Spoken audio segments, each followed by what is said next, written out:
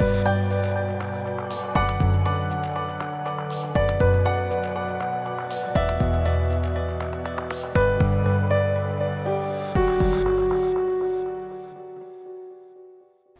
Mike.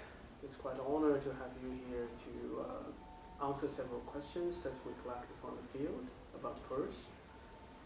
The first question is that asking you that what's the impact of PRRS in your opinion, or you can estimate in the pig productions? What is the impact of PRRS in the field? That's a very important question. It's tremendous. When high-path PRRS broke in China in 2007, in the following half year or so, pig prices in the market increased about 3 times. There was unrest in China because of shortages of pork. PRRS in the US, when it hit in 25 years ago, was devastating. Farmers lost their lives because they could not keep producing pork in the face of the mortality and the losses caused by PRRS. It was devastating and still is. And what do you think is the benefit of piglet vaccination, and what do you think about the whole herd mass vaccination against the PRRS?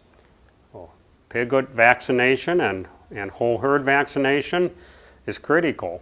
In the case of piglets, a lot of swine production is in areas that have good agricultural land, and so lots of people grow lots of pigs, and you have PRRS. So when piglets are moved to finishing sites, they're going to areas that have a lot of PRRS in it. So vaccination helps protect them from infection when they go into these areas where there is a lot of virus. Whole herd immunity and vaccination is an established procedure for protecting herds of sows from PRRS. There's a lot of turnover in sow herds.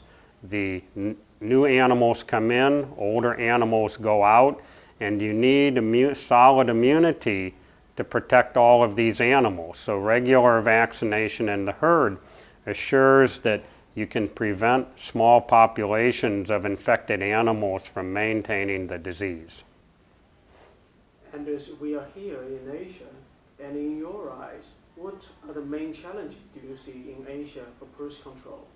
The main challenges for PRRS control in Asia, a lot of it relates to management. The effective control programs have 2 variables. One is management, where you minimize the amount of virus in an area, and when you minimize, then vaccines are more effective because there's less infection pressure. The vaccines available in Asia the good ones are the same as the good vaccines available in the US, but management is a bit different. There's much more room for improvement in maintaining pigs under the conditions where you minimize not only the exposure to PRRS, but you reduce the other pathogens in the herd as well.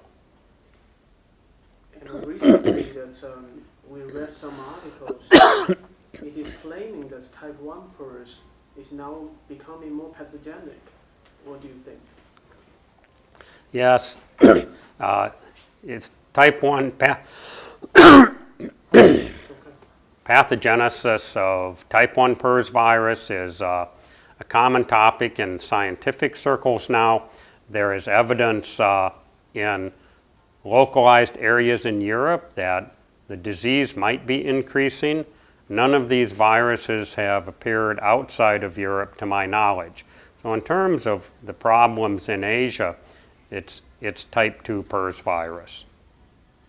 And still there are some articles and reports saying that type 1 PRRS is now becoming prevalent in the countries like in Korea, in Asia. What's your comment?